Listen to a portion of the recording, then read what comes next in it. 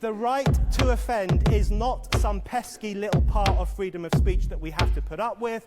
It is the heart and soul and lungs of freedom of speech.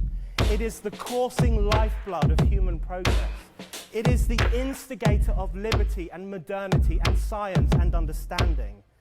What a laughing stock today's student leaders are, that they can so casually dismiss the right to be offensive without realizing that their lovely, enlightened lives are the gift of individuals who gave offense. Offensiveness is not just something we have to begrudgingly accept. Offensiveness is the motor of human progress. Now broadcasting from the Right to Offend Media Studios in sunny South Florida, bringing you the latest in politics, current events, art, and pop culture. This is the Whitfield Report Live with Sam Whitfield. But giving offense is good. In fact, it's essential. Welcome to today's edition of the Whitfield Report. I am your host, Sam Whitfield, recording here at Right to Offend Media Studios, and joining me is Jake Widmer. Folks, this is a very special episode of the show because not only is today the launch of Night of the Vigilante, as suggested in the title, but it is also the 17th anniversary of the Whitfield Report as a whole. So, which I can hardly believe. I can't believe I've been doing this for that long, but here we are. So, to the listeners and viewers out there who have been with me for a long time now, thank you. And to everyone who has, joined me along the way, I really appreciate, everyone who has, joined me in my podcasting and author journey along the way, including Mr. Jake Widmer, our return guest. How are you doing tonight, sir? I'm doing really good, man. Thank you for having me on. Congratulations on Night of the Vigilante. Congratulations all the time in podcasting. Thank you. And, we're recording this on Monday, and I don't have my copy of the actual book yet. That'll be on Wednesday when we do the live show. But, that's a beautiful cover, if I do say so myself. Okay. You were nice enough, and I actually put your blurb at the front of the book along with everyone else. So really appreciate the blurb. Just kind of if I might ask you, what were kind of your first impressions of Night of the Vigilante? Well, whenever I was reading the other Shadow Deception books or Jason Miller popped up, I immediately was hooked on this character. Like, John Ryder is a badass in his own right, but Jason Miller, I was like, okay, Sam's cooking with this guy.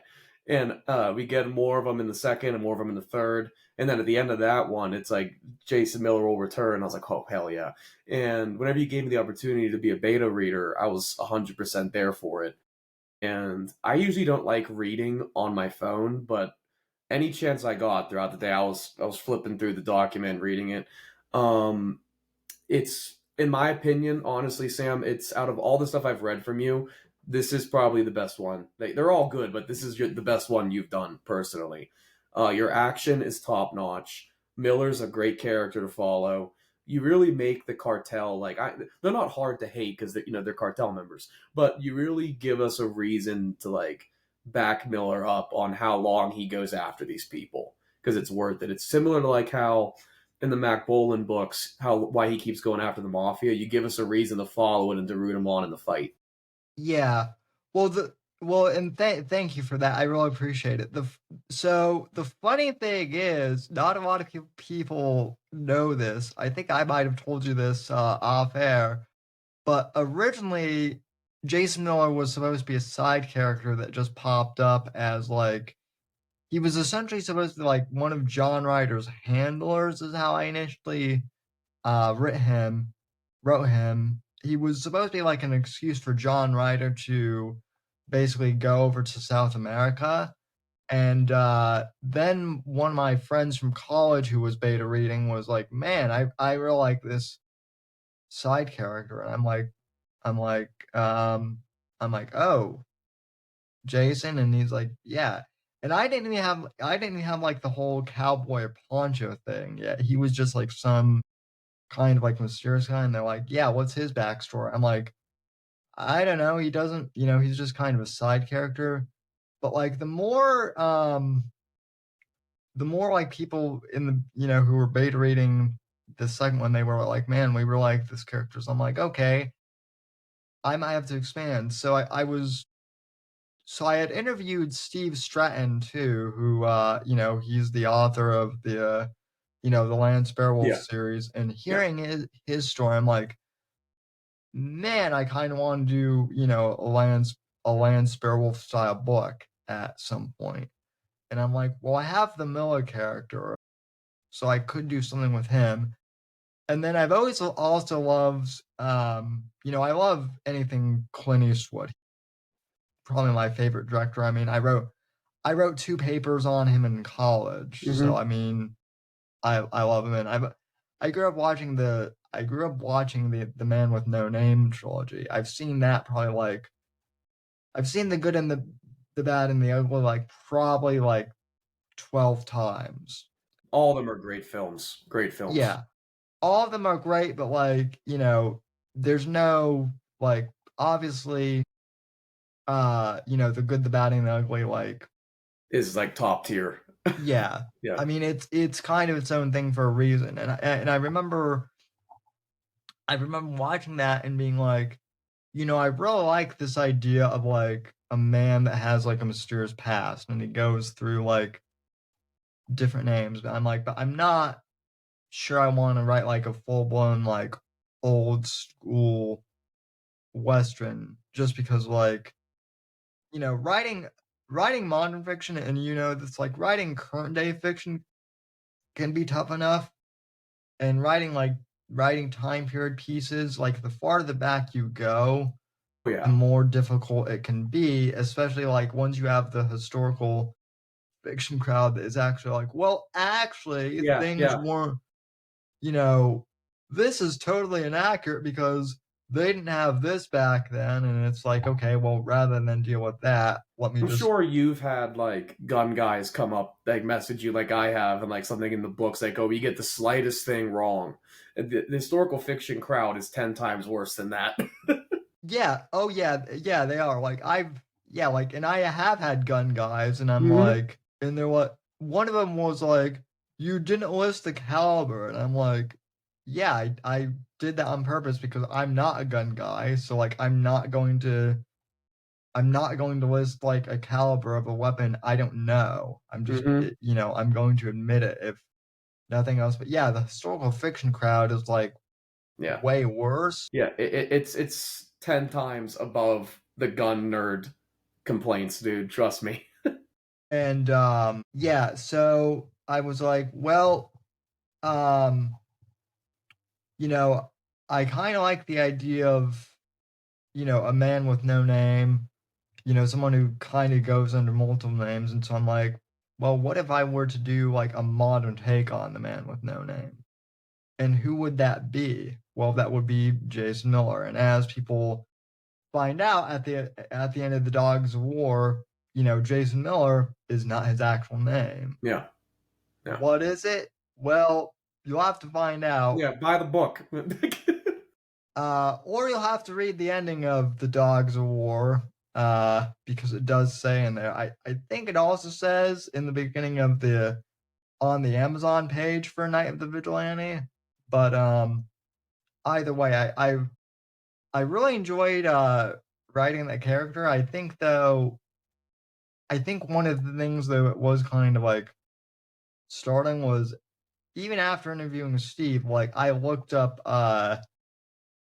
some stuff on like the cartels, and like let me just say this, like compared to like if it comes down to someone like accidentally finding like, porn search history or finding cartel history, like I would much rather someone find, the porn search history because it's a lot, it's not as Yeah. gruesome Yeah, it's as, not bad at all compared to the cartel stuff, man. yeah. It's not bad at all.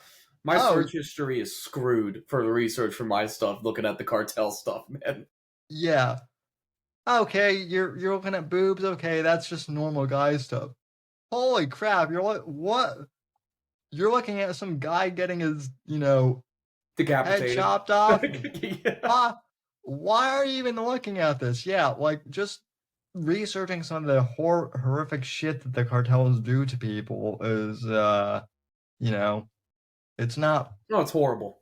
Yeah. It's evil. It's downright evil, but for people like you and me, they make good bad guys for books. Well, they So, make good bad guys. Well, and the other thing too was, one of the things that some of the beta readers, besides you, told me, and again, these are people who they're not like readers in the author field, but they're people I went to school with. A lot of them were uncomfortable with, some of the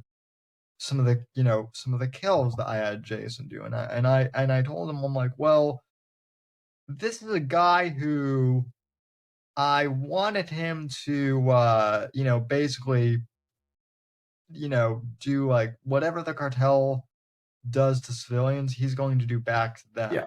And Yeah.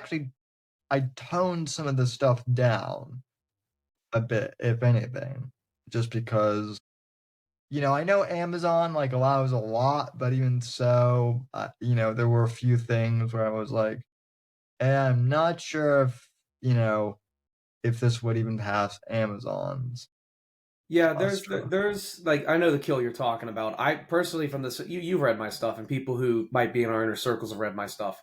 That doesn't bother me at all. And the fact and like that I love characters like that Yeah. who give give the bad guys a taste of their own medicine. I've done it myself in my series, and I think it's just a great send off to a great villain, in my opinion.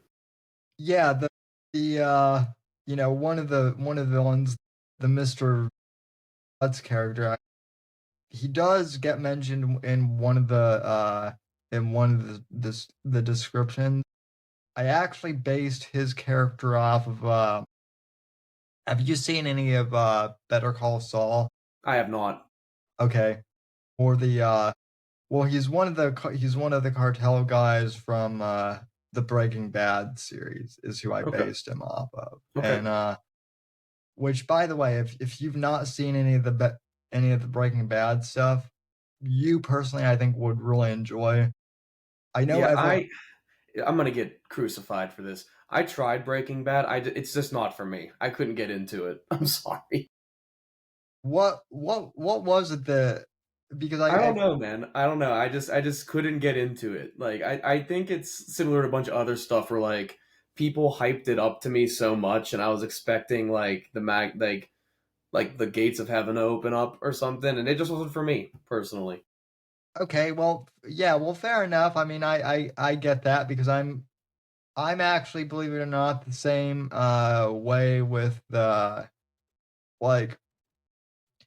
Honestly, I liked the first season of 1923, but like honestly, this current season that is going on right now, like, Yeah.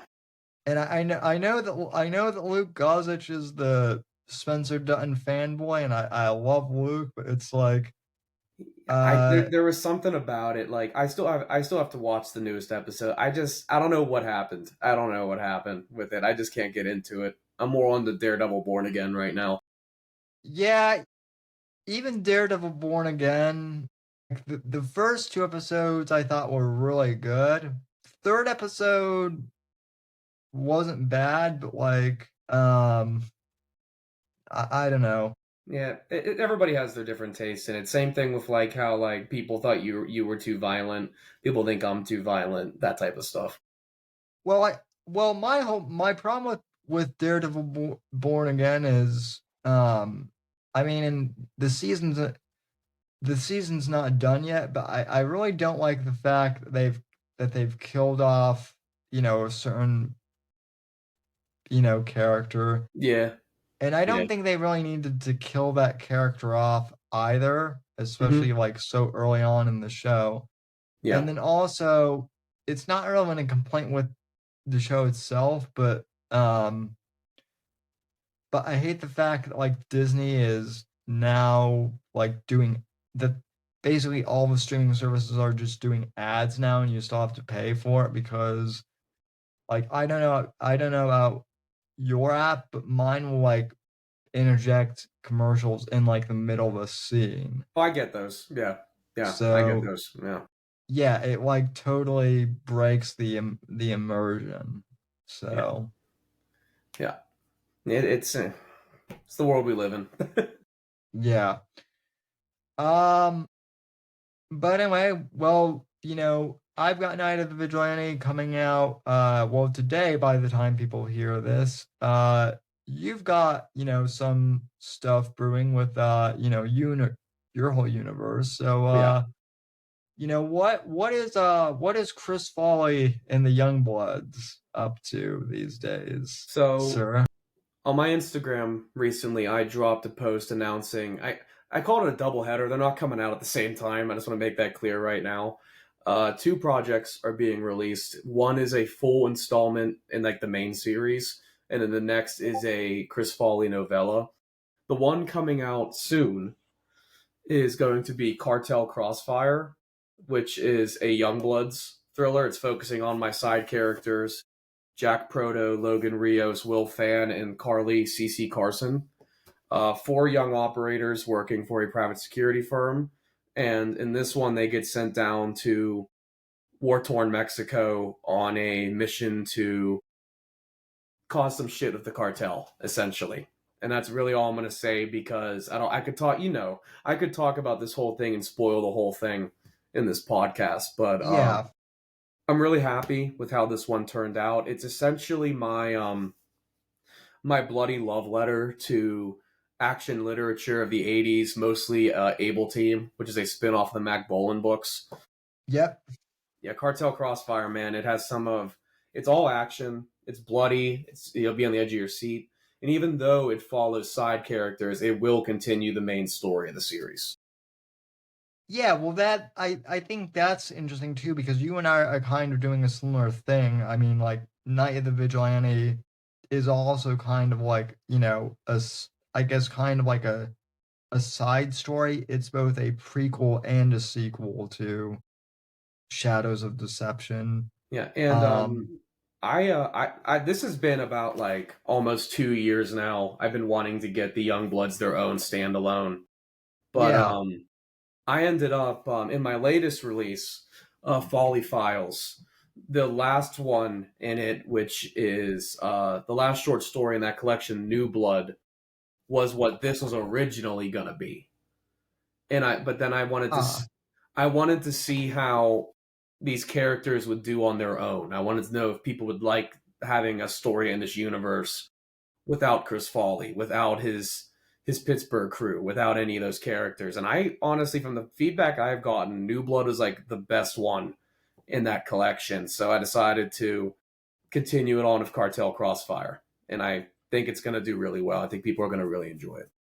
Yeah, I mean, I think that's kind of, you know, an interesting thing too. I mean, like I said, like I was kind of surprised that like you and like Nathaniel and really everyone in the men's adventure fiction Discord was more like enthusiastic for for like a Jason Miller solo story initially. Not to say that like you guys, I know that like you and Matt Comstock and like a few of the others, I know that you all like John Ryder, but like I said, I had written Jason Miller as more of like a side character. So the fact that like, you know, so many of you early on like wanted a Miller solo story was really cool. And so I'm hoping that, you know, everyone else you know, well, we'll see how the orders go. I hope people like it. Yeah, I hope So people like mine too. I feel that the Youngbloods have been established in the universe enough that they can hold their own. Yeah, I mean, I think they did. I wrote the damn book.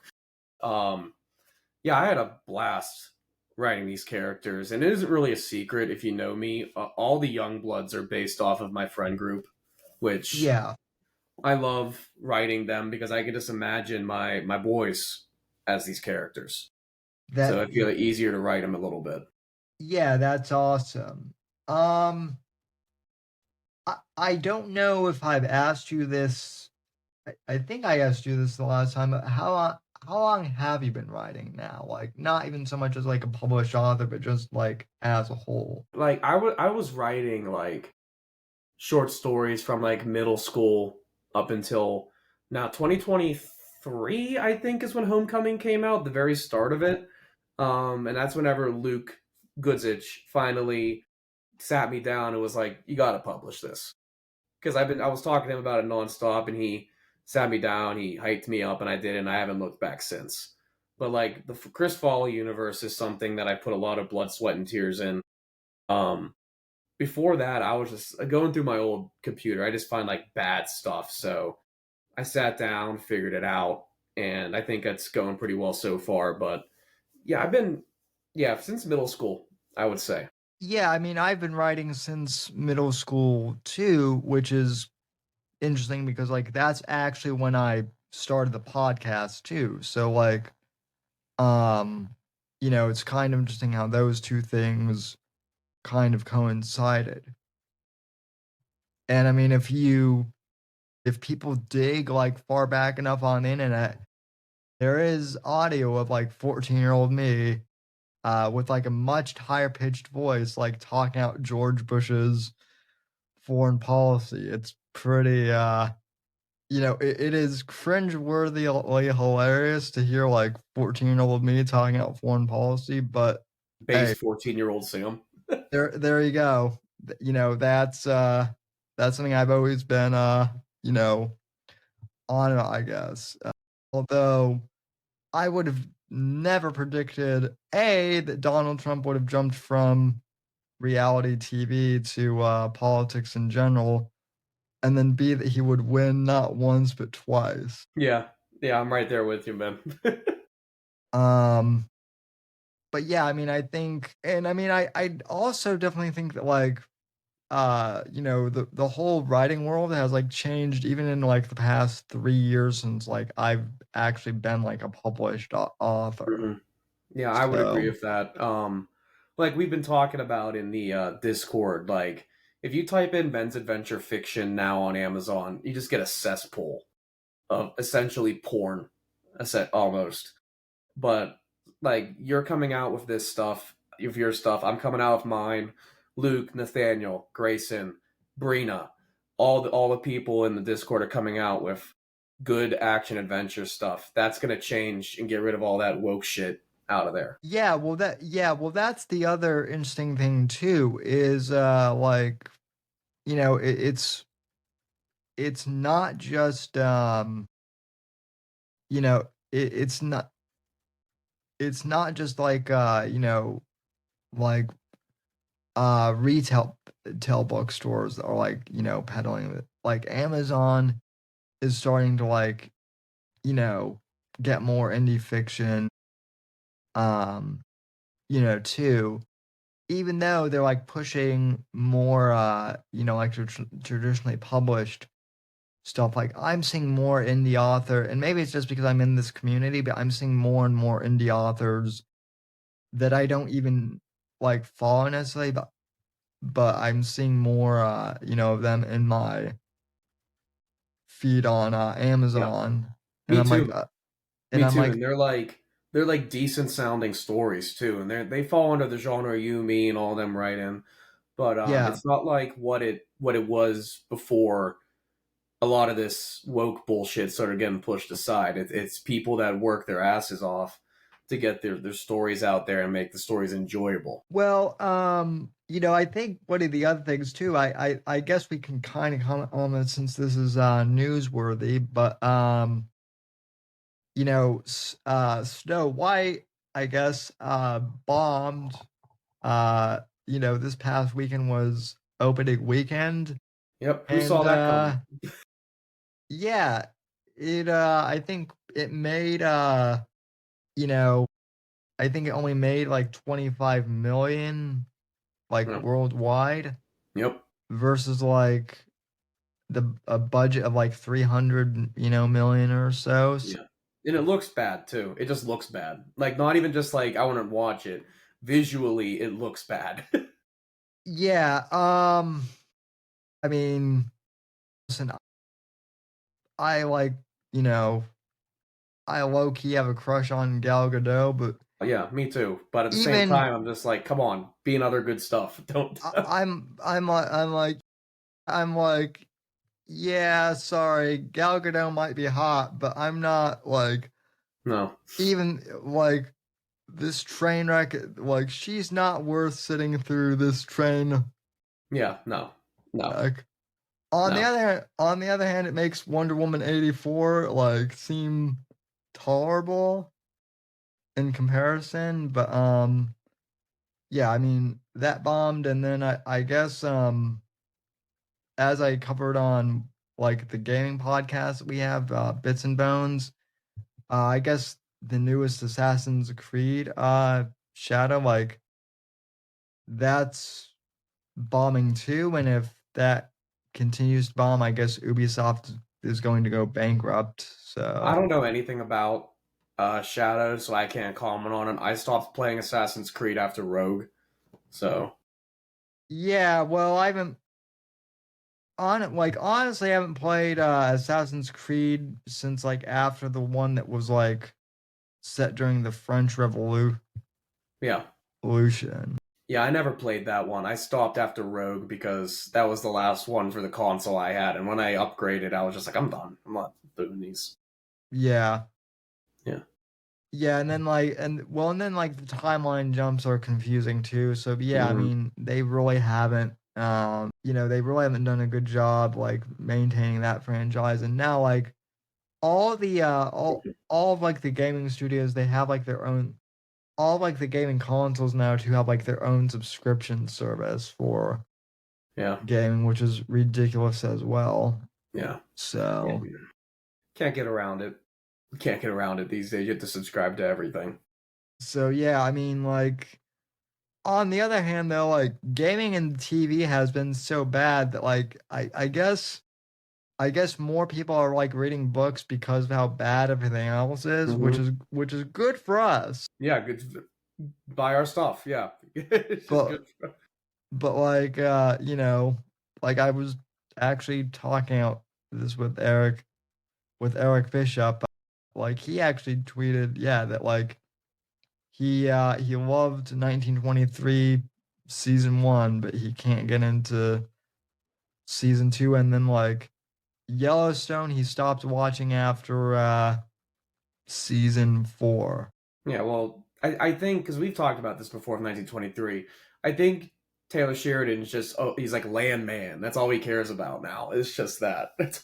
Which Landman, I haven't seen Landman, but I've heard Landman is a good show. I haven't heard about it either. I just want more good Yellowstone content. That's all I want. Yeah, well, I mean, Kevin Costner, like he's not interested at all Hmm. anymore, and No, none of like them are. They're doing that Rip and Beth spinoff, and I'm like, okay, it's not what I asked for, but okay. yeah, well, I mean, there's a certain percentage of men are just horny for Kelly Riley, and then Yeah, there are women who I guess are horny for Cole Hauser. yeah. So Yeah, both are completely understandable, but at the same yeah, time, like I can't stand Beth personally. I can't. We've no, talked about this off screen before. I don't think we have to get into it, but I just can't. I liked her, but then it got to the point where I was like, just somebody lock this woman up for God's sake. Like, well, yeah, there are a few things that like I'm hoping that Taylor Sheridan addresses, and mainly the fact that she's like a complete and total like sociopath mm-hmm. path. Um, and like Taylor Sheridan seems to have like forgotten about the fact that like she threatened to like murder like Jamie's like 2-year-old kid. Yeah, that's gone. That's out the window. Nobody cared about that. Like that last season, just to like my opinion, I'll cut it short. The last season felt like he was just like here. He didn't try. Well, the last season, like Taylor Sheridan like inserted himself too, like as if he That was. episode pissed me off. I was just like, can we get back to the story, please? I don't want to see Yeah, you. and yeah, and like he has the whole like sub storyline where he's like, well, actually, I was Rip's best friend, back in the day, and we got All of into a this. sudden, he's Rip's best friend. All of a sudden, we never learned about that before. Yeah, yeah, and we get this whole story about how like they got into a bar fight or something like that, and it's like, so you expect people to believe that like Rip, who's the loner, who like doesn't have any friends, Yeah, is it's friends with like the most braggadocious, and that's a Taylor Sheridan self I insert. tell you what, Paramount, get Ellis Goodsich, you, me, Nathaniel Hummel. We'll write the next thing. Just get us in here. You know what? Paramount Plus, they do have a series like now, I guess, that like has Pierce Brosnan. Mm-hmm. They're doing like the Irish version of The Sopranos, and it's like, okay, I'm open to that. Yeah, Like yeah. give I don't like know if this is true or not, but I swear I saw something like Guy Ritchie's attached to it somehow, and I'm all there for that. yeah. Yeah. Also, it's like Also, Tom Hardy and Helen Mirren's in it too. Like you got the best Brits like that country has, and don't screw it up. yeah. Also, what got for the it is Guy Ritchie American? No, I don't think so. Okay. Well, then in that case, everyone wants to talk about everyone wants to talk about like Chris Nolan directing the 007 movies, but like let Guy Ritchie direct a Bond. He practically did. He did The Man from Uncle. Yeah, I know he did Yeah, yeah, I know he did The Man from yeah, Uncle, and he, yeah. he also he also did he also did the League of Ungentlemanly Warfare. I thought you were gonna say the Uh League of Extraordinary Gentlemen. I was like, wrong movie, bud. Bro. or no, I'm sorry, the Ministry of Ungentlemanly Yeah, Warfare. yeah, Um which actually has like a cameo, I guess, from like a young Ian Fleming, which is pretty cool. yeah. It Um is cool. But you were talking about how like a lot of people are going back to books. I feel that like going talking back, you brought up when I started writing. I felt like I started writing the Chris Folly series because I wasn't seeing what I wanted to see on like TV or in books. Like I didn't see the thrillers that I like. And I'm not saying I'm like the second coming or anything, but I sat down to write what I like to read.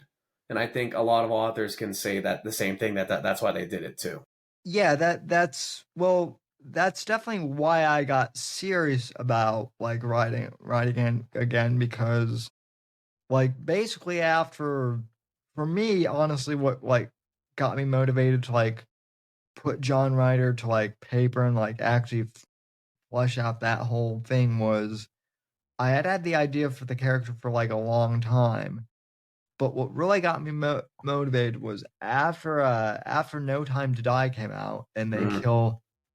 they killed Bond off, Yeah. and then they were sitting in limbo for like 2 years, Hmm. and I was like, hey, well, if they're gonna wokeify Bond, which again we don't know for sure that Amazon is going to do that, but based on their track record, I'm not holding my breath. So I was kind of like, okay, well, since the certainty of Bond is unsure, since the future of Bond is like real uncertain, Yeah. I'm just Yeah. kind of going to do my own, American version Yeah. of Yeah. James John Bond. And Ryder's a great character, and I think you nailed it trying to get the Bond vibe on him too. well, thank you. Yeah, and I mean, like the whole thing with the GTO too, with like the muscle car, like my mom actually, she was a gearhead when she was a teenager. So like Hmm. back in like the mid '70s, she had like a black GTO actually. So Nice. that's kind of my nod, my tribute to her, I guess, in the book series. And also I'm like, what American muscle car would be like the equivalent of the Aston Yeah. Martin? Yeah. I'm sure I could have thought of a few other ones, but like the GTO just kind of was like, well, that's a beautiful looking car, so might as well do that. Yeah, So, yeah, yeah, for but sure. But I don't know if you want to backtrack at all, but I brought up the Chris Folly novella I'm doing too. Can I touch on oh, that too? oh yeah, absolutely, Of absolutely. course. So after Crossfire, there's going to be a little gap between the next installment, and to fill that gap, it's going to be a novella or short, whatever you want to call it, called a Yinzer in Philly. And for anybody who's not in the great state of Pennsylvania, Yinzer is somebody who's in Pittsburgh, so don't worry about that. And that this one finds Chris Folly having to go to Philadelphia to visit a old friend from the military, and he finds her dead, and he gets slapped for a murder charge. That's all I'm going to say about it. There's a lot of stuff underlying in it, and this originally started as a excuse me, a prompt for the Men's Adventure Fiction Discord, and I just got hooked with the idea, and now it's going to be another full blown novella.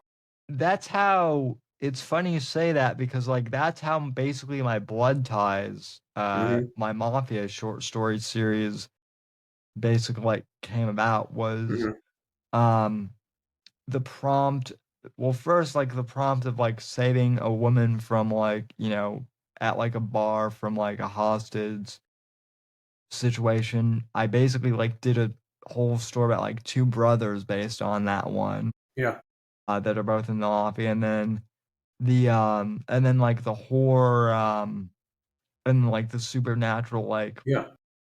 short story contest that Luke put on. Like I had my hard boiled detective character like, solve like a murder mystery for that. So yeah, it is interesting how like much Valoric at least has like spawned from just Yeah. like prompts. Well, the first three short stories in the Folly Files, The Babysitter, Wait in the Truck, and Loose Ends, those were all prompts. Yeah.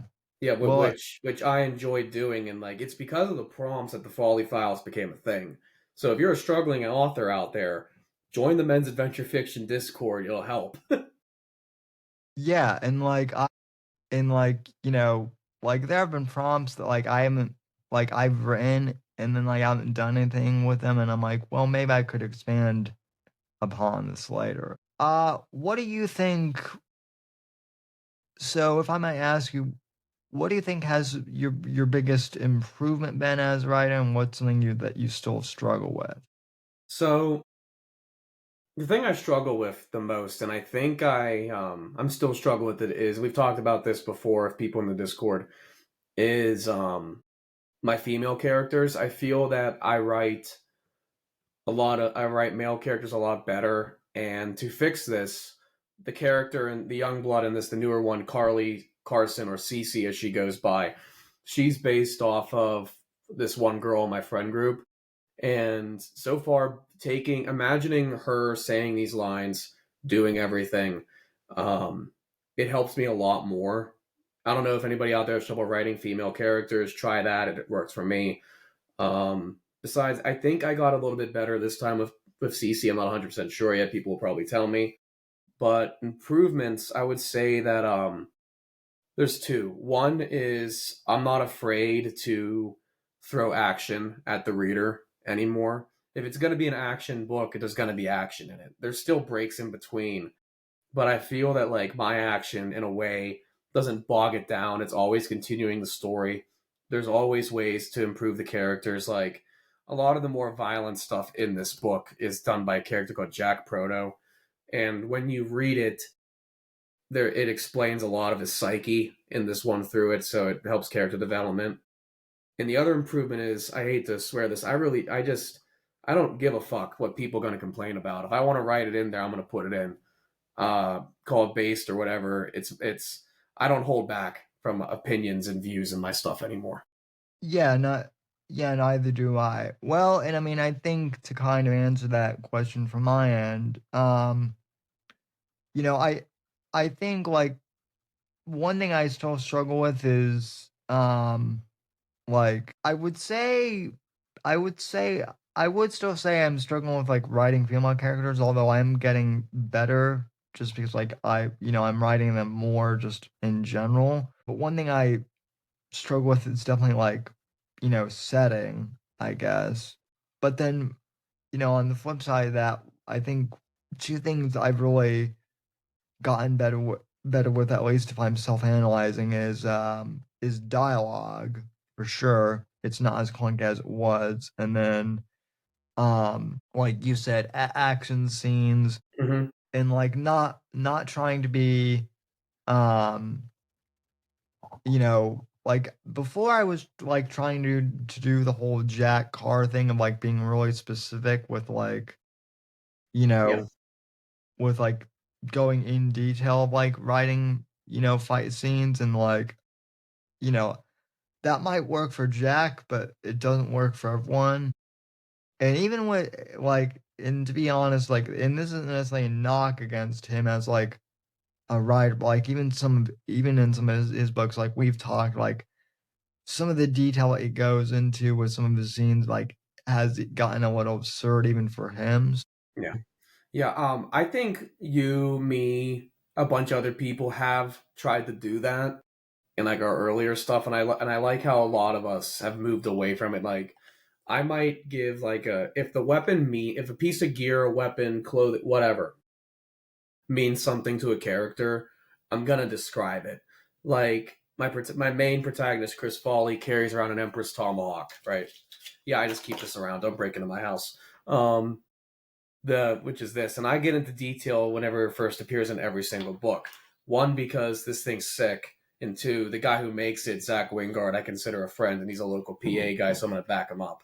But you don't see Nice. me going into the specifics of Chris Foley's like shampoo in his shower or like what coffee he drinks or anything like that. Yeah, I mean, or what I mean is like I don't have to describe the tomahawk like every time it's used, in one of my books, or the guns. Like I describe it like, when it first appears.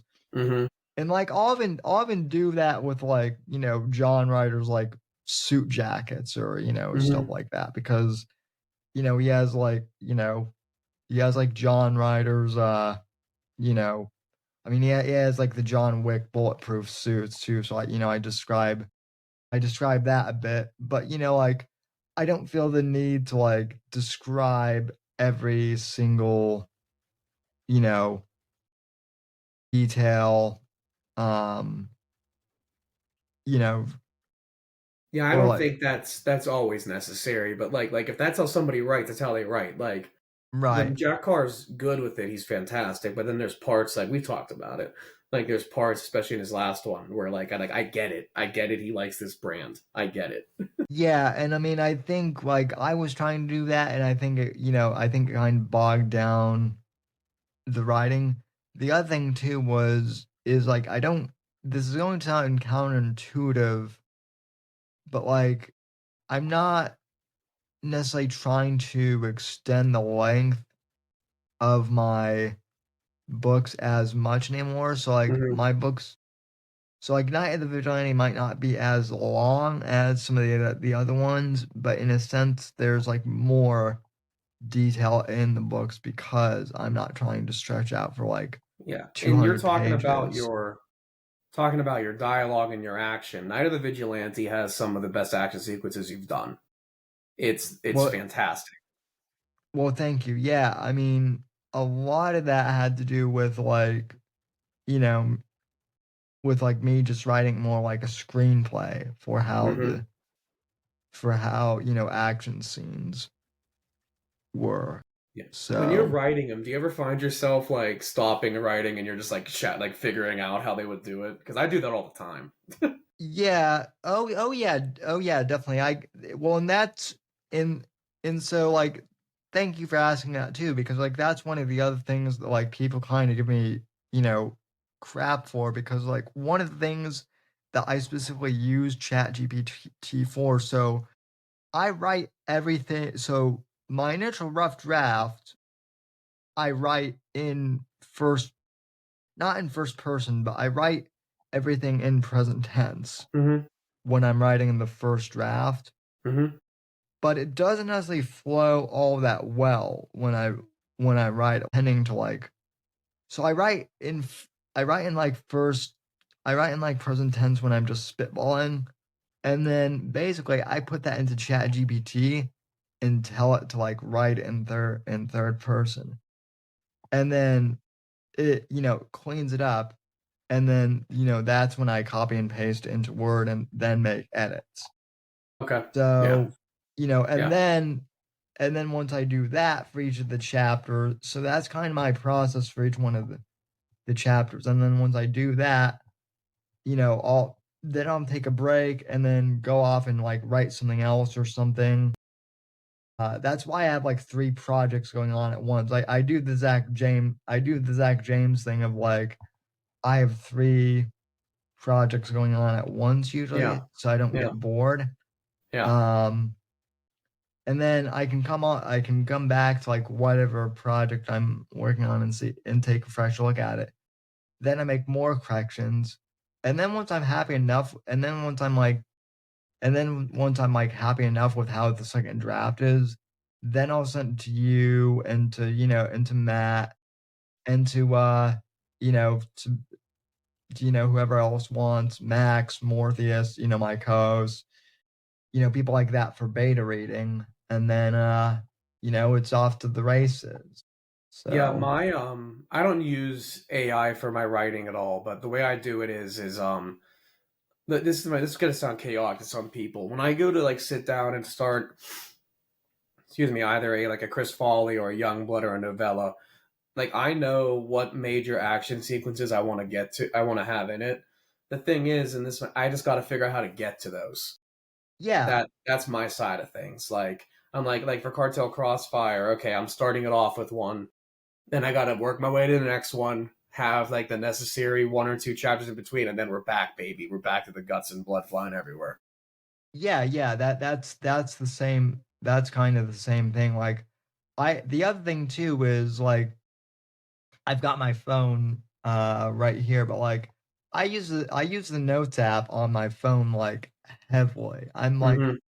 I'm always jotting down like plot ideas. Every So day, dude. Every day when I'm not home, I get ideas or I can't get to my computer. I'm just writing it down nonstop. yeah. Yeah. So Like I brought up um how like my friends and family think I'm nuts. Like I could be writing, and then all of a sudden, like, oh, Chris Foley. I'm just like trying to like see how he would move with his rifle or something, and there's like nothing around. yeah, all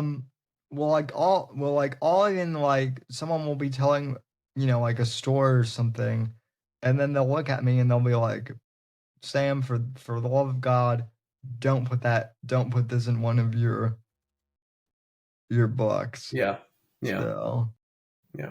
My which friends say the same thing to me because most of them are one way or another characters in my series. And like I do the joke like I'm gonna kill you off, dude, if you do that again. But half the time too, like every time I see them say something stupid, they look at me, they're like, that better not end up in the book. yeah, well I've gotten that from like a couple people. I've gotten that from like a couple of exes too, and Mm-hmm. it's like okay, well, I haven't thought about you for X amount of years, but now that you Now. mention it, now that Don't you mind if mention I it, do. now that you mention it, you're definitely going into the book as like a Yeah. femme fatale of Yeah. of, Yeah. of sorts. Yeah. I'm always kind of like because I'm kind of got another thing that I could have brought up my improvement is I'm kind of in the Zach James zone of thought right now where nobody is safe. No characters in my series are safe right now. And I've Yeah, made that and you'll find out pretty quick in Cartel Crossfire. The dog's not gonna die, don't worry about it. But yeah. That's the funny thing is like nobody cares if like even your main character dies, no, but they the don't care at dog. all. As long as the dog is fine, nobody cares. But yeah, Zach James has been like got me into the mindset. He's like, nobody's safe. And I'm like, yeah, you're right, nobody's safe. I can kill them off whenever I want. So Yeah. yeah. Well, he's also the one, like I said, he's the one who kind of got me into the mindset of, oh, it's okay to have like 3 projects at once. Yeah. Yeah. So that Yeah. way you never got bored. Which is why like I don't know you, but like that's why I used to get writer's block a lot, was because it's not that I dislike anything that I've written, but like, you know, while I was writing like Night of the Vigilante, like there were times where like I got bored of it. So like that's when I go to Blood Ties or to the next John Ryder, or vice versa. Yeah. So Yeah. and the cool thing with Blood Ties too is like, I mean, I guess crime fiction is part of the thriller genre, but it's different from like the espionage genre enough. Oh yeah. And also like, I can say this because because I'm Italian, but like writing Goombas is a lot different than like writing geopolitical, Yeah. thrillers. Yeah. Like Tony Russo isn't concerned about like, what's going on. The economic state of some Middle Eastern country. Yeah, no, he's concerned about, making sure his gambling, dens Yeah. are making money. Yeah, speaking of that, I got a question I want to ask you. Since you and I write kind of like the modern stuff, I'm slowly bringing more espionage into my stuff. How do you feel about bringing like actual real world events into your universe? It's funny that you've mentioned that because there is a way to do it, and that's actually something that I've done. So the Fourth Estate, which I think you've read. Yeah, I've read all the Shadow Deception Okay. stuff. Yeah, so when I was writing Shadows of Deception, the first one, the Israeli-Palestine conflict was like just breaking out. Mm-hmm. Then I wanted to include something about that in Shadows of Deception, but a beta reader of mine said that it doesn't really fit into the story, so just omit it. So I didn't do anything within Shadows. I touched on a little bit with the fourth estate. Then like the dogs of war, I do the whole thing with the Palestinian protests on college campuses leading to a terrorist attack. That's as close as I got to it. But like my whole thing is like, as far as like writing current events, like there's a way to do it. You have to be careful. Like the one thing I don't like is when main characters like go up against like one of my biggest complaints um is like the Mitch Rapp character, from the Vince Flynn universe. Like after Vince died and Kyle Mills took over, he wrote a plot where like Mitch Rapp went to, I think it was Afghanistan or somewhere, and he basically in one book took out like ISIS single-handedly. And like, okay, that's like a cool thought, but like, like that's not going to happen. Yeah. And like, now maybe if that book had come out in like 20, in 2017 when like the Trump administration actually did demolish ISIS, like that might have been a better time to been like, the new president like told Mitch Rapp to take out, so it's all about timing with like, current events too. And like now with the JFK files like being, released and all that, like I do have a JFK plot that like I am, I hinted at in the Dogs of War, as you might remember, but I'm going to flesh that out a lot more now that the files have, released. They're just giving us more ideas, man. That's what this whole thing is. They know we're writing and they're giving us these new ideas. Yeah, so, was was someone in the fourth estate involved in JFK's assassination? Who knows? You'll have to read Yeah. Sins of the Assassin to Yeah. find out. Yeah. So I agree with how you worded the modern stuff. Before I tell you my theory about it, one thing, and I've talked to Zach James about this again too, is it can easily age your book. yeah, totally. Yeah, totally. But the way I do it is I pick it very carefully. Um, the more prominent one is the COVID-19 pandemic because in my book world, probably because I started writing Homecoming at towards the later end of it, um, Pittsburgh and a lot of the U.S. was hit a lot harder by it. Like crime rose like crazy, so like that's always kind of brought up. Like, but before COVID, it wasn't like this or anything like that. But besides that, yeah, I bring up Ukraine. Yeah, I bring up Israel, but I don't like latch on to it. You know what I mean? Yeah, I mean, like I said, I definitely think, like I said, I think it's something for like characters to like react to events, that are going on around them. Mm-hmm. Like even historically, like John Ryder's father, James Ryder, he gets in the prequel I'm writing, and this isn't too much of a spoiler because this is kind of the premise. He actually gets called in by Reagan right after Reagan's assassination attempt in Mm-hmm. '81 to like figure out what's going on if there's Mm-hmm. actually any Russian involvement. So Yeah. like yeah, I think your characters like can interact with like events that are going on around them without like making the event like a crucial part of the story, if that makes sense. Yeah, and one thing that I like doing, and the one thing I like how you do it, and how a bunch of other newer guys popping up are doing it, is like how like those are like still going on, but we have our own thing. Like I have the Civil War raging in Mexico, you have the Fourth Estate going on. You can bring it up well without having it distract from the threat in your own story. Yeah, well, and then like the other thing too is like the reason I call it the fourth estate is because like, I don't want to call it the deep state because like that's too, that's too broad kind of. And then like, pop culture terms, they also change like so much too, you Yeah. know. So, Yeah, like right now, it's like we talked about is it's the year of the cartel thrillers. I'm doing it, you're doing it, Zach James is doing it.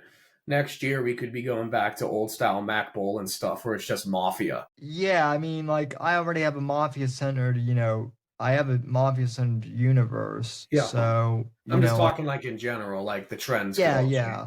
Well, like, well, like one thing that like people have, asked me to do too is like, when are you gonna have John Ryder take on China or something like that? And I'm like, well, like that's a whole like I could do like a whole nother series like, Yeah. you know, regarding that. Like I so Somebody I brought that up to me recently too. Like, why isn't Chris going up against China? Because the good idea fairies hit every author every once in a while, but there's just like so like you have your own universe probably planned out. I have the next like 4 books already planned out. Like yeah, he so do I.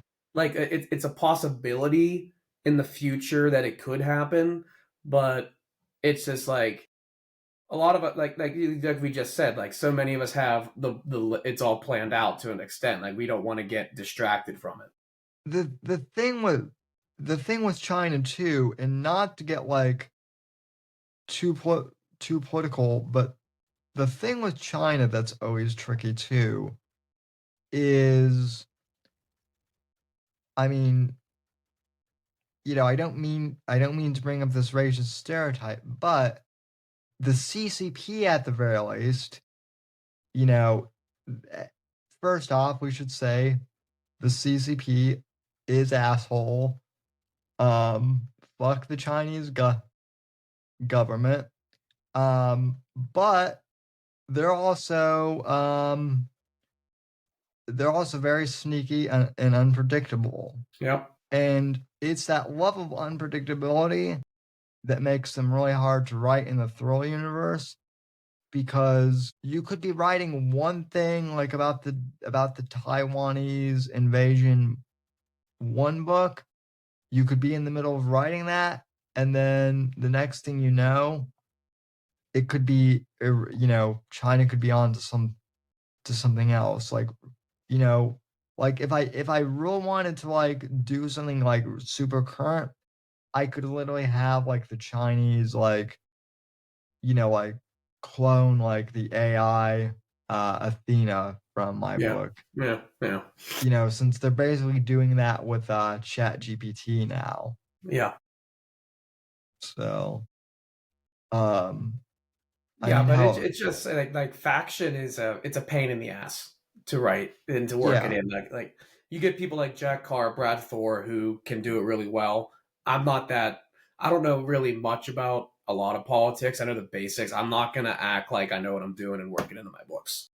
I mean, I have the excuse that like I could do it if I wanted to, but again, like the reason why I don't do it, even being as much of a political nerd as I do, is like Zach says, it dates my, Mm-hmm. you know, it dates your work, and also like, as a semi-retired like political commentator, I like, to kind of quote Ian Fleming, what he said, because he used to be he used to be a journalist, and he said, well, and I can't do a British accent to save Yeah, my no, life, but he pretty much said, well, the reason I started writing James Bond is because I found journalism to be so dreadful that I needed, basically a change. So that's why he started writing, Bond books, and that's kind of why I started writing the John Ryder series. So I still follow politics, I still cover on this show, but like I'm not as much into the loop as I yeah, was. yeah. So Yeah, I yeah. wish I knew more about it, but at the same time, seeing how it can like twist and morph people into monsters, I want nothing to do with it sometimes. Yeah, no, I mean, obviously, like, you know, like feel free to, like, the other thing too is like I'm not someone who is like super tribal either. Yeah. Um, Yeah, I'm the which same is way. I'm just like, I like this. I don't like that. That's my opinion. Leave me alone. well, and then like there's a lot of stuff that like I don't care about in general either. Yeah, yeah.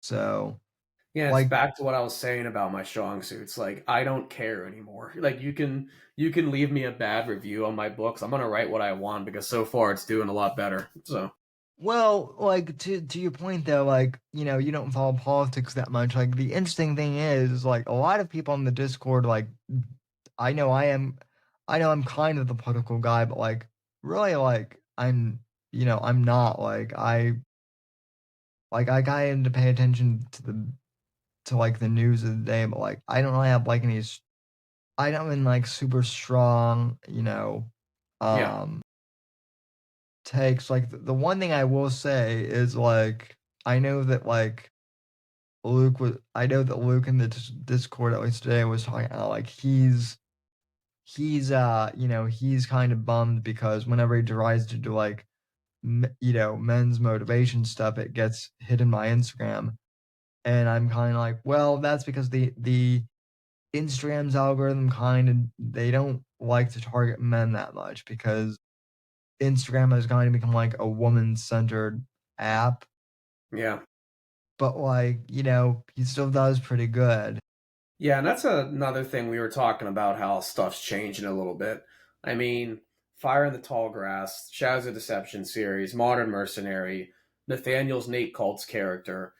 Like all of us have strong male characters in our stuff, right? There's not a lot of that out there anymore. You have to go really looking for it. And like I think a lot like growing up, I would have loved to have had like your guys' stuff growing up 100%. I would have loved to have written stuff like I do now. but hopefully we change that and young men grab our stuff and get like the masculine urge to team up and take on the cartel. Yeah, well, the other thing too is like, and I would hope the same thing. The other thing too that's like nice for me at least is like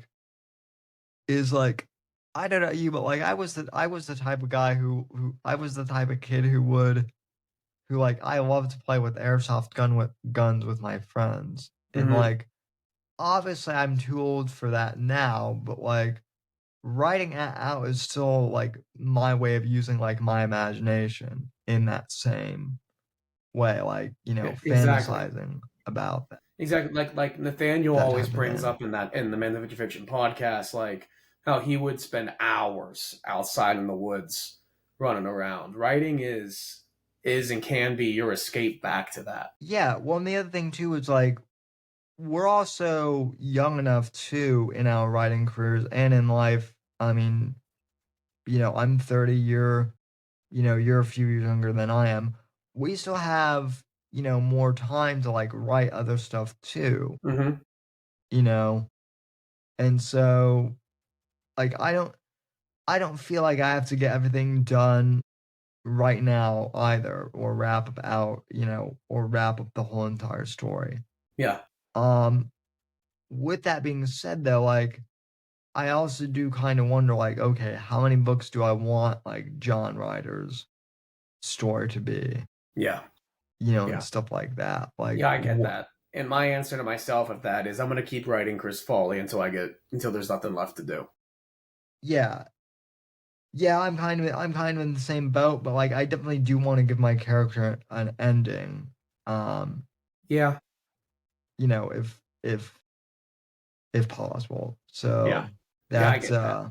and that's also like a weird thing to think too. Is like, even though it's going to be a couple of years like down the line, it's like okay, like what do I want my character's like end game to be? Yeah. Yeah, like I haven't gotten that far in my planning. I haven't planned like Cartel Crossfire kicks off the next major story arc for the series. I have that one planned out, and then I have the next one planned out, which is maybe like 3 books away. But after that, I don't even know what I'm gonna do. I'm just gonna wing it.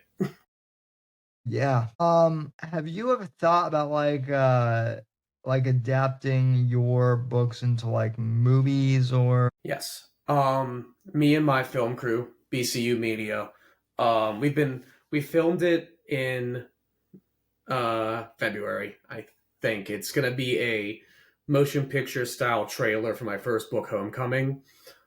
We did it in one day, 12 nice. hours. It was freezing cold. The reason why it's taking so long to get out is there's a lot of stuff that comes up. We all have our own jobs. We all have our own lives. Excuse me. Sorry. Almost died there. The Chinese party poisoned me after we said that. They poisoned my beer. All right. The reason why it took so long, we all have our own jobs. We all have our own stuff going on. Our hopes is it's going to be pretty soon that it's going to be out, and if that does well, the doors open for more live action Chris Folly stuff in the future. I'm 100% down for it. Yeah, yeah, that would be awesome. Yeah. So yeah, I mean like I think I think film adaptations like that would be nice. That would be nice. Obviously, it would be great if we could get, movie deals, but like I also really, you know, like I've said people if there are any indie, film studios out there that want to Mhm. pick up Shadows of Deception or anything, you know, like I guess the only thing too is like if if I were to get like film rights or something, like I would want to like help produce the movie too, I Yeah. guess. Yeah. If it ever like, this is a big if. If it ever gets to the point where like Chris Folly gets picked up by something for like a movie, or what I would like to do like a mini series or something, because I think my books, especially Homecoming, is set up to be almost like a 3 part, like each episode's an hour long kind of thing. Yeah, that's kind of how I see Shadows of Deception That's as what I well. would like, because I would like to get as much of the book as possible into the project. I would want to be as involved with it as much as possible, like, which is kind of what my role in the trailer was. My role in the trailer was kind of like an advisor, and also since I have the most out of my entire friend group there, the most experience with guns, even though we were using airsoft. We wanted to be safe, of course. We don't want the Alec Baldwin situation going on. So I kind of had to show the kid who played Chris Griffin how to hold the rifle right, how to hold the tomahawk and everything. If there was guns involved, I was right behind the camera. But also, like, I would tell Griffin, like, because I had Homecoming on set, I would show him, like, the scene that we're doing. I'd be like, make sure you act like this, make sure it's this. I mean, I wasn't directing it. That was Mark's job. But I was giving Griffin tips on how to be more Chris Folly. Right, you were giving advisory notes, as it were. Yeah, and speaking of Griffin, I'm sorry, but I'm forgetting your last name. But damn, he pulled Chris off 100%. That's always awesome when you find someone who, like, pulls off your main characters really well. Yeah, because he showed up. He was kind of a little quiet, like, how you doing, that. But then whenever we had to do like an intense part, that's Chris Folly. That was him. That must be surreal to like, to see, like, that's the guy. The thing that he's so good, he had to do that scene again, and he nailed it spot on. Because I forgot that they were going to film a little bit after that to get more B-roll, and he said what he had to say and did it, and all of a sudden you hear me being, oh, fuck yeah, in the back. They're like, cut. What's interesting too is, like, going back to Blood Ties and, my Mafia series. So I'm actually in the middle of, like, producing the audiobook version of that. And Nice. I actually got this guy who's I think he's from Maine, and he's a voice actor, and I asked him to produce, to just do the narration, right? Well, he decided to take the book and like, basically turn it into a full-blown audio drama, which is, like, super, like, awesome, and it's Yeah, that's sick, man. It's way beyond what I asked for, and I can't wait for people to hear it, because, like, it's like a movie that's, like, in your, ears, basically, That's awesome, dude. at this point. But what's also, like, really interesting too is, like, so he's from Maine, and I know they have, like, some accents over there, but I'm like, we're doing, like, these guys are Italians from Brooklyn. Do you think you could do that? And he's like, well, I'll try. And he nailed Mikey Yeah. Russo, and Yeah. then he nailed the brother Tony Russo, who's the gangster. And I like specifically said, like, yeah, like, Mikey's more of, like, like James McCaffrey from Max Payne, and Tony's a little bit more like, I hear him more as, like, a younger Robert De Niro. Yeah, okay. And it's hard to describe it, but he basically nailed it, because he got enough of, like, each of their inflections without, like, trying to do direct impressions. And it's Yeah. like, crap, that's better than, like, what I had imagined these characters sounding like when I was writing the books. Yeah, that's pretty much the way I was too, because I really, like, my crew got the casting in general, like the character, not the whole cast from Homecoming's going to be in this trailer. It's Chris Foley's the main focus, and then we have an actress playing Rachel Mulker for one scene, and for that one scene, she was fantastic too. If we do more of Rachel, I hope we get her back. But like, whenever I first saw him, I was thinking, like, this is either going to be really good or it's going to be really bad. I mean, because these are a lot of them are local acting students, and I don't know how, like, the film group down in Florida is, but in Pittsburgh it's pretty big, and I trusted my crew, BCU, because they have more connections in that than I do. Yeah. So I had my faith in them. My boys didn't let me down. These guys were fantastic. I'm so excited for it to come out. Yeah, well, this guy I'm working with, Mike Allen, like, I guess he's like an acting student, like, from Maine, Like, and I'll have to email him because like I honestly, like, as far as I know, I'm his first voiceover project Okay. too. So like for him to do this amount of production like right out of the gate is like amazing. And Awesome, man.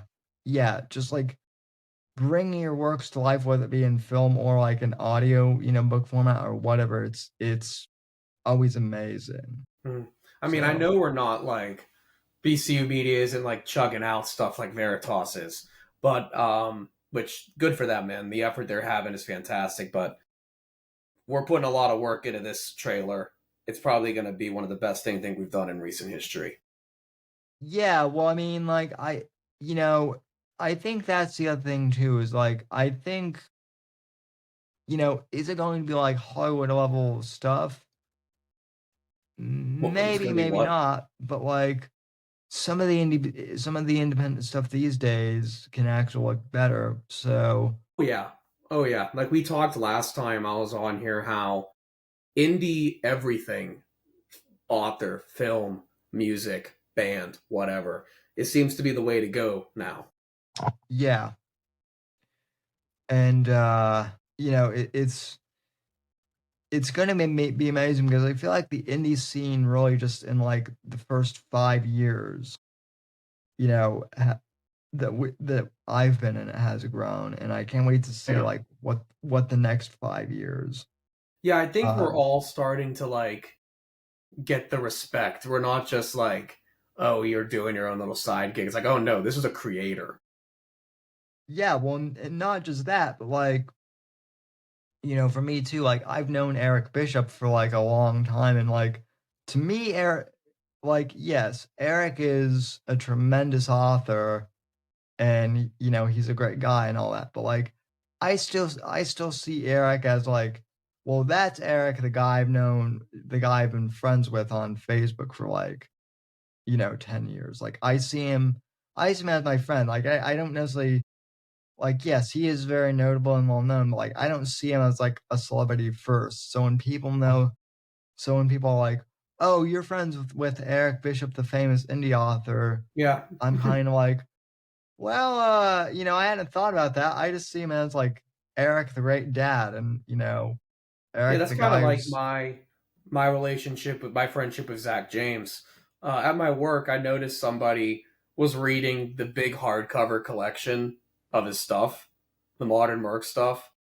And I've talked to this yeah, guy before, and I'm like, "That's good stuff." He goes, "Oh yeah, I never heard of this guy before. Oh, I know him." He was like, "You know this author?" I'm like, "Yeah, it's Zach." yeah, that's the same thing. He's like, he's like, he's like, Eric Bishop, and I'm like, yeah, I've known him for like 10 years. He's just you know, Yeah, it's Zach. It's the boy. yeah. This is my crew. So same thing with Steve Stratton. Yeah, So yeah. but anyway, well, you know, do you have anything else to plug or anything else you want to Like I said, BCU Media is the YouTube channel. It's the Instagram. Check us out. Soon for the Folly trailer. For people asking, soon. The other stuff, Cartel Crossfire, is coming out soon. Keep an eye on my Instagram. I'll announce when it's released. I'm shipping yours out tomorrow, so you'll be getting it soon. awesome. Hope you like Awesome, it. and yeah, I mean, dude, I would love to have you on like again once, you're promoting, once Cartel Crossfire comes out, like to promote your series. Yeah. And then at some point after Crossfire, a Yinzer in Philly will be coming out to fill the gap between the next major installment. That sounds awesome. So, yeah, I mean, well, your whole universe is going pretty well. I think, mine is too, and Oh, it is. Yeah, you're killing it, man. well, thank you. And getting your blurb was awesome, and I really appreciate that, and you know, happy to call you not only a colleague but a friend as well. Yeah, So, of course, man. Congratulations on Night of the Vigilante. Congratulations on your podcast. Thank you for the support you've given me. Thank you for having me on. Oh, no problem. Thank you. And, thanks to the listener for tuning in. And, I realized that we're doing the Monday show on Tuesday, but, that's just how things roll. So, now that the book is out, go ahead and pick up a copy of Night of the Vigilante in paperback, ebook, and audiobook, which, by the way, Jake, I'll be giving you a copy of the audiobook too. And ladies and gentlemen, we'll be live streaming tomorrow, Wednesday night on Rumble for part 2 of the launch event. So tune in for that as well, and we'll be giving away a few copies as well. So stay tuned for that. But anyway, I want to thank Jake Widmer for joining us on the show. And, folks, thanks for supporting me and for supporting this whole indie author endeavor. And we'll talk you down the road, folks. Thanks. The right to offend is not some pesky little part of freedom of speech that we have to put up with. It is the heart and soul and lungs of freedom of speech.